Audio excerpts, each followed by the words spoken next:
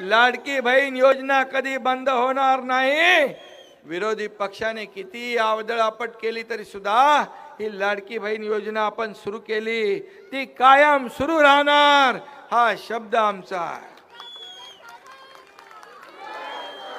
निवडणुकीमध्ये जे जे आम्ही शब्द दिलेले आहेत, मग लाडकी बहीण योजना असेल, लेक लाडकी लखपती असेल, मुलींचं मोफत शिक्षण असेल, शेतकऱ्यांना न्याय देणं असेल, या सगळ्या ज्या काही योजना आम्ही जाहीर केल्या त्या आम्ही टप्प्याटप्प्याने पूर्ण केल्याशिवाय राहणार नाही।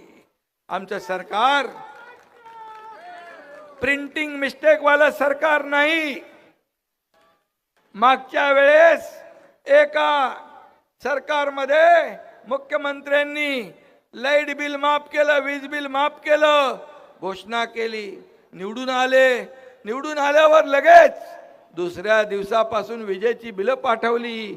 बोले निवडणुकीमध्ये जे सगळं वचन दिलेलं असतं ते सगळं पाळायचं नसतं, प्रिंटिंग मिस्टेक झाली असेल, अशी प्रिंटिंग मिस्टेक करणारे आम्ही नाही, दिलेला शब्द पाळणारे आपली महायुती सरकार आहे।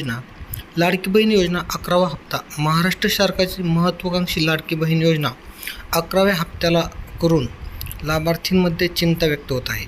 मे महिन्याचा हप्ता अद्याप मिळालेला नसून जर जून महिन्यात सुरू झाल्यानंतर ही योजनेचा वितरणाबाबत कोणतीही अधिकृत माहिती समोर आलेली नाही।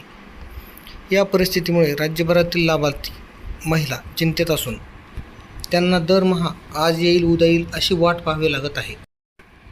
उपमुख्यमंत्र्यांचे आश्वासन आणि त्याची अंमलबजावणी।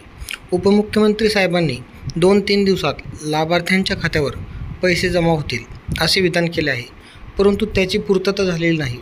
कदाचित काही महत्त्वाची कारणे असतील, परंतु हमेशा असे विलंब होत राहिल्याने ते योजनेच्या हितासाठी चांगले नाही।